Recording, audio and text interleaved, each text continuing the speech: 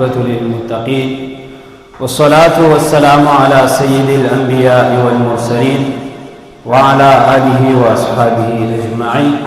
أما بعد فأعوذ بالله من الشيطان الرجيم. بسم الله الرحمن الرحيم. قل هل يستوي الذين يعلمون والذين لا يعلمون؟ صدق الله العظيم. وقال رسول الله صلى الله عليه وسلم: العلم نور إن الله وملائكته يصلون على النبي يا أيها الذين آمنوا صلوا عليه وسلموا تسليما. درود شريف وعليك. الصلاة والسلام عليك يا سيدي يا رسول الله. الصلاة والسلام عليك يا سيدي يا حبيب الله. پسٹیج باندې ناس اساتذه کرام او محترم طلبه کرام، السلام علیکم ورحمۃ اللہ وبرکاتہ. پس د سلام نه ماته چې د بزم افضلیه د طرف نه په کومه موضوع باندې اظهار خیال مقرره کړی شوی ده، هغه د علم او د عالم فضیلت بیانولو کې ده. نو محترم طلبه کرام، الله جل جلاله علم له ډېر لوی فضیلت او مقام ورکړی دی، او الله جل جلاله به د علم نه فضیلت او مقام ولې نه ورکړی چې الله جل جلاله ټول انبیاء کرامو ته علم ورنصیب کړو. او بیا نبی علیہ السلام فرمایي چې العلماء ورثة الانبیاء، علما چې کوم دي دا وارثان د انبیاء دي. الله جل جلاله په قران کریم کې فرمایي چې ما آدم علیه السلام ته په فرشتو باندې فضیلت نصیب کړی دی. نو آدم علیه السلام ته په فرشتو باندې دا فضیلت چې ملو دی، دا ولې ملو دی؟ نو الله جل جلاله چې فرشتو باندې دا فضیلت آدم علیه السلام ته ورکړی دی، دا بل څه وجه نه ده، دا یو د علم وجه ده چې الله جل جلاله په قران کریم کې فرمایي چې وعلم آدم الاسماء كلها ثم عرضهم. آدم علیه السلام ته الله جل جلاله د یو څو څیزونو علم وښودو چې هغه فرشتو ته معلوم نه و. نو د دې د وجه الله جل جلاله آدم علیه السلام ته په فرشتو باندې فضیلت او مقام ورنصیب کړو. بل ځای کې په قران کریم کې فرمایي چې قل هل يستوي الذين يعلمون والذين لا يعلمون.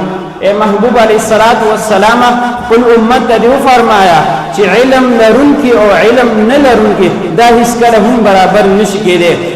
نو الله جل جلاله علم له دومره لوی فضیلت او مقام ورکړی دی چې یو ورځ د نبی علیه السلام یو مجلس لګېدلو، هغه کې د دوه کسانو ذکر وشو.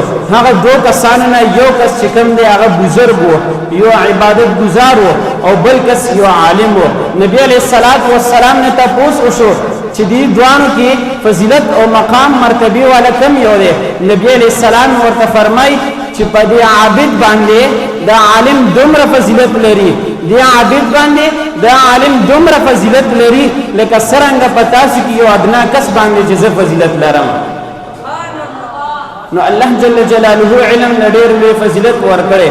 بیا نبی علیه السلام فرمای چې دا الله جل جلاله ټول فرشتي، دا الله جل جلاله ټول فرشتي، اهل د اسمانونو، اهل د زمکو، په سمندرونو کې میان، لوح او قلم او عرش، جبرائیل علیہ السلام، میکائیل علیہ السلام، اسرافیل علیہ السلام، اسرائیل علیہ السلام، دا ټول د دې عالم کس د پاره د مغفرت او د خیر دعاګانې غواړي.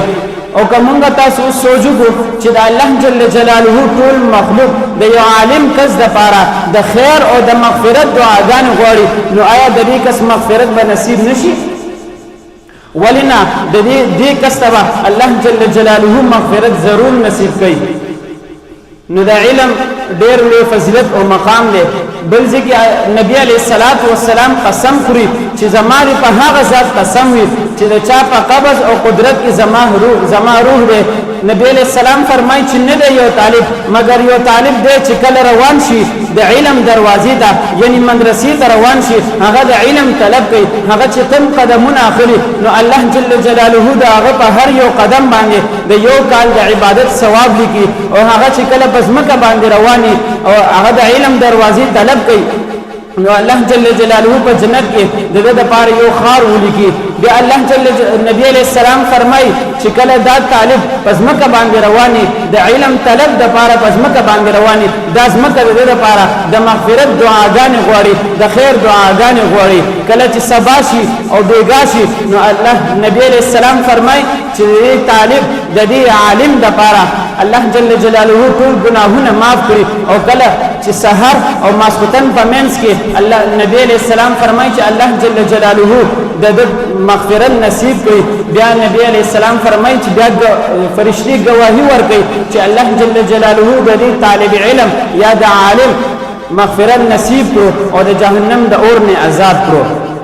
نو محترم طلبه کرامو الله جل جلاله علم لډیر لوی فضیلت ورکړي دي او بیا چې څوک علم وکړي نو الله جل جلاله د علم په وجه عالم له هم فضیلت ور نصیب کړي او په نور مخلوقات باندې هغه مرتبه ور نصیب کړي. نو علم وګړي نبی علیہ السلام فرمایي چې العلم نور، علم نور دی، علم رڼا ده، علم تعالی په تیار کې رڼا ده. کله چې دوه کسان په تیار کې روان وي یو کس سره رڼا وي بیټري ور سره او بل کس سره نه وي نو کم کس سره چې رڼا وي بیټري ور سره نو هغه په تیار کې خمزل کولای شي هغه ته لوړ او جوړه صحیح کاری هغه پکې درز نشي خوړې او دا بل کس باندې تکلیفات پکې راځي هغه پکې مزل صحیح نشي کولای. نو نبی علیہ السلام فرمایي چې العلم نور، دا علم چې کوم دی دا نور دی، دا تا نه غم لري کوي خوشحالي در باندې راولي، دا تا د جنت لار خي د جهنم لار نه تا ساتي. علم بهترین مرګره دی. الله جل جلاله ډېر لوی فضیلت او مقام ورکړي دی. ما ته نه دا یو څو خبره عرض کړې. الله جل جلاله دې په خپل دربار کې قبول او منظور